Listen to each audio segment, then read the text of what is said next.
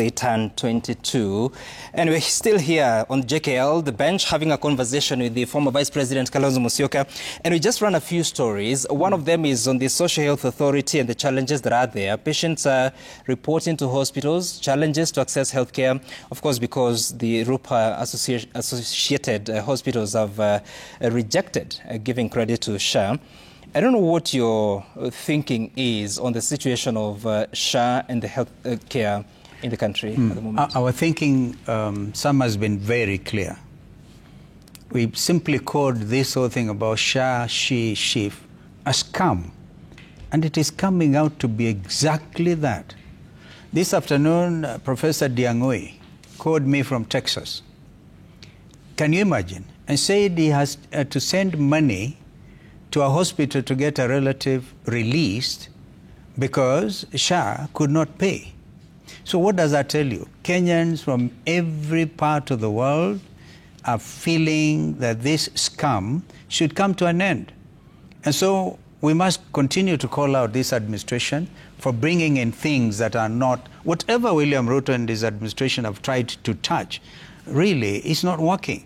And so NHIF could have been reformed, and Kenyans would not be struggling the way they are. It's very, very painful to see the suffering of our people because people are collecting money, a cartel, right? Remember this SHA thing was part of the Adani deals, right?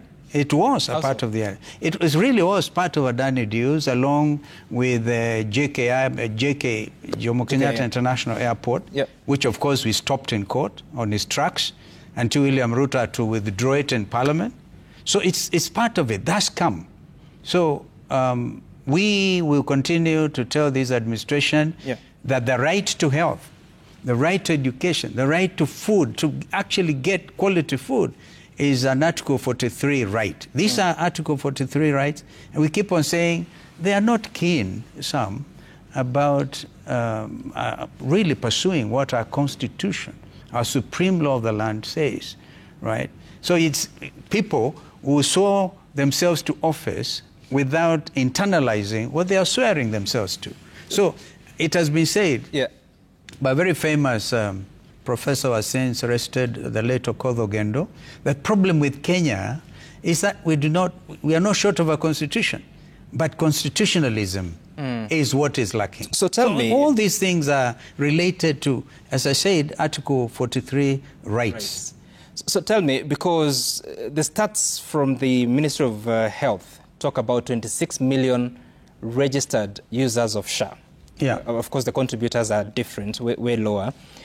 And their hopes and aspirations are in SHA. What would be the solutions you propose to the current situation? Because so much time has been spent. The law currently in Kenya can only recognize SHA, not NHIF solutions? You know, in less than 2 years, we'll have to sort this thing out, along with other big problems like the infamous housing fund, housing levy, the overtaxation.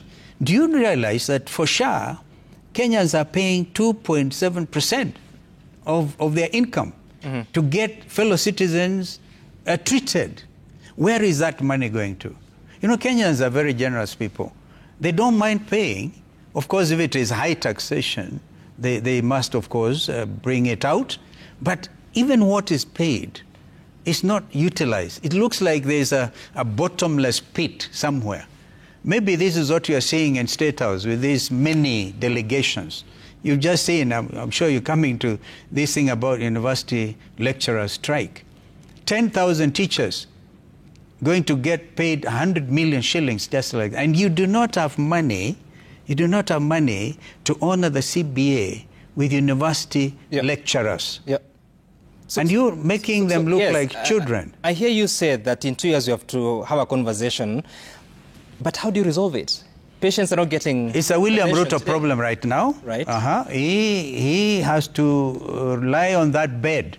I saw the other day, even the health workers, community health workers, everybody's getting cheated out of their livelihood. And now saying the county governments should take them up and pay. And then I saw something very unique. People are pledging to say, him, I think, is given 4 million shillings to to pay for from other people to join the registration of SHA. Ridiculous things are happening in our country. So this is not the country we would want to live in, for sure. So and yet we must do something. If your side of politics were to win the presidency in 2027? We will win the presidency.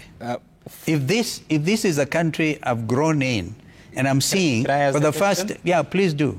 So if you were to win the presidency, what solution would you propose? Because even then, unless there's a review of the law, it will still recognize SHA and the structure as it is. Well, it's not difficult to get Parliament to redo the whole thing. Have an amendment to the SHA Act, Social Health Act, whatever it is. Just amend it.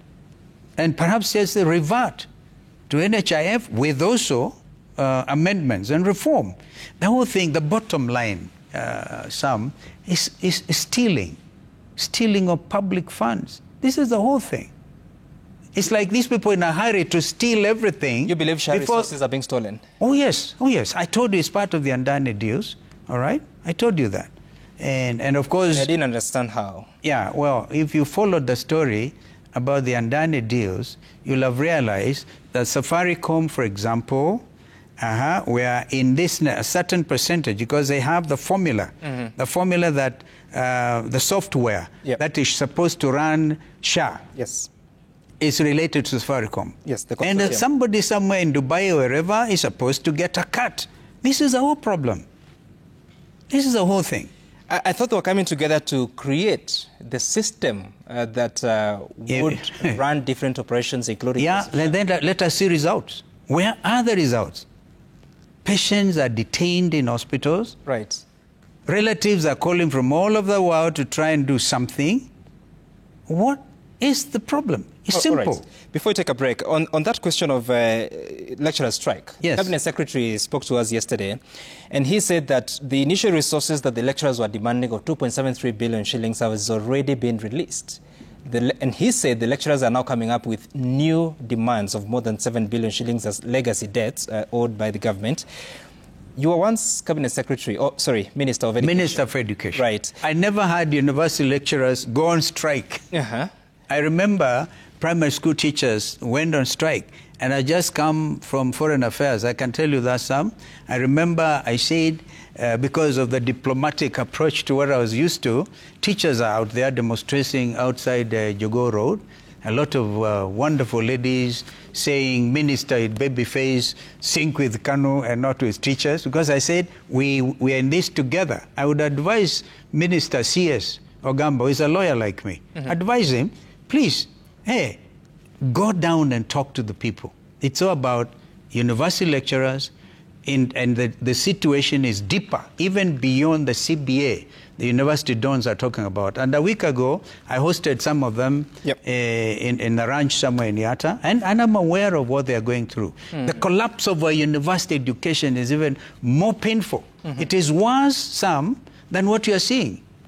You saw thousands of university lecturers in the streets, in Bomet, in Nairobi. They are not mad people. They love their country, and they are pained. These are some of the best minds we have in the country. All right. So to get them onto the streets without engaging them is really a shame. All right, we are taking a short break here on the JKL. We have some more stories, but also a conversation with the former Vice President on now the matters politics, what he thinks about what's going on there, and the plans within the United Opposition. You stay tuned for that. We're back in a moment.